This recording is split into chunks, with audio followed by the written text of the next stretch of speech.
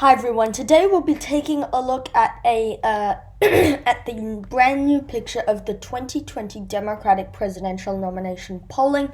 Tomorrow we'll be taking a closer look at Iowa, but for today we need to see some breaking news here. Joe Biden seems to be continuing his sort of pattern of going up, and down, and then up, down. Right? It seems he seems to have very, very fluid support, always going between 25 up to 30, down to 25, up to 30, down to 25, up to 30.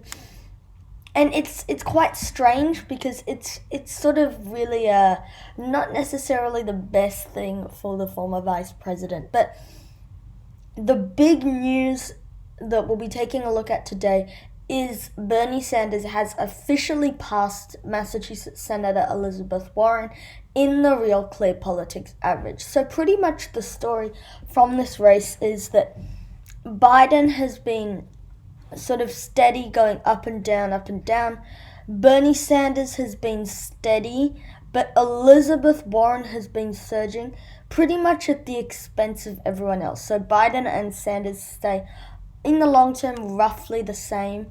Now, it doesn't really look like that when you look at Biden, but overall he's always between 25 and 30 if it's quite fluid. Bernie Sanders has an even smaller range, and pretty much so those two have been staying the same, and then Elizabeth Warren has been surging at the expense of Kamala Harris and up until now Pete Buttigieg, but that's starting to change. And, people like, Amy Klobuchar and Cory Booker and, people like that at the expense, and Elizabeth Warren is surging. That's changed. Since the 7th of October, which is now about 2 months, she has been slipping in a dramatic fashion. She has gone from 26%. She had this period of very rapid growth, and then now she seems to be slumping back down. So she's at 18.5% right now. The last time she was that low was all the way back in September. And so it's quite strange because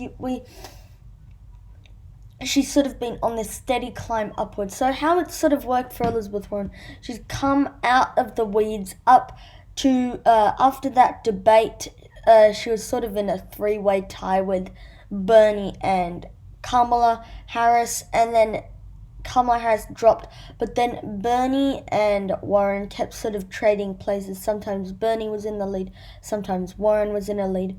And then on September 16th, she began this period of very rapid growth all the way up to the top, and she, for one day, was actually leading ahead of the former Vice President Joe Biden. But now Warren is going back down, and Sanders has passed her again in the Real Clear Politics average. This might just be a little blip in the polling. However, the fact that Sanders passed her might just be a bit of a blip in the polling. But I think the fact that Warren has fallen is undeniable. I mean, she is really falling, and that's sort of coming at the expense of Pete Buttigieg. He has been rising from a valley of 5%. He was sort of 5%, sort of with Kamala Harris there, but then now he has separated himself, and now he's at about 7.8% there.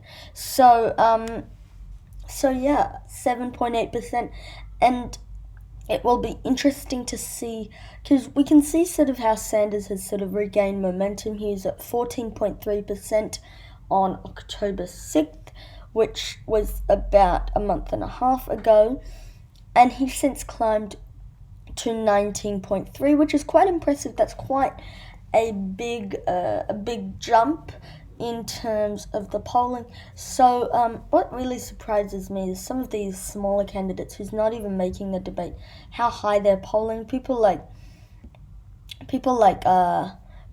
John Delaney, they're polling at 0.8%. Michael Bennet, who I actually thought had dropped out of the race but clearly hasn't. Steve Bullock, Marianne Williamson, they're still polling, but they're not even in the debate. So I don't know what's going on. But yeah, that's pretty much the big news Bernie Sanders has officially passed Elizabeth Warren, and most of that has to do with this brand new Emerson College. It's clearly an outlier, but it's still worth taking a look at. So support for impeachment declines. Biden and Sanders lead the Democratic primary. So these are the head-to-heads which we will come back to. They're very interesting. 27% for Biden, 27% for Bernie Sanders. They are now tied. Now, again, this is an outlier. And then you've got Bernie Sanders at 27, then a drop to Elizabeth Warren at 20, then you've got Pete Buttigieg at 7, Andrew Yang actually passing Kamala Harris in 5th place with 4%. That's definitely something to be taking a look at. And then you've got a lot of these sort of but in the national head-to-heads, actually this is quite good news for Trump. Trump, he is leading in every single one of these except Bernie Sanders. Bernie Sanders does still beat him, but Warren is tied with Trump.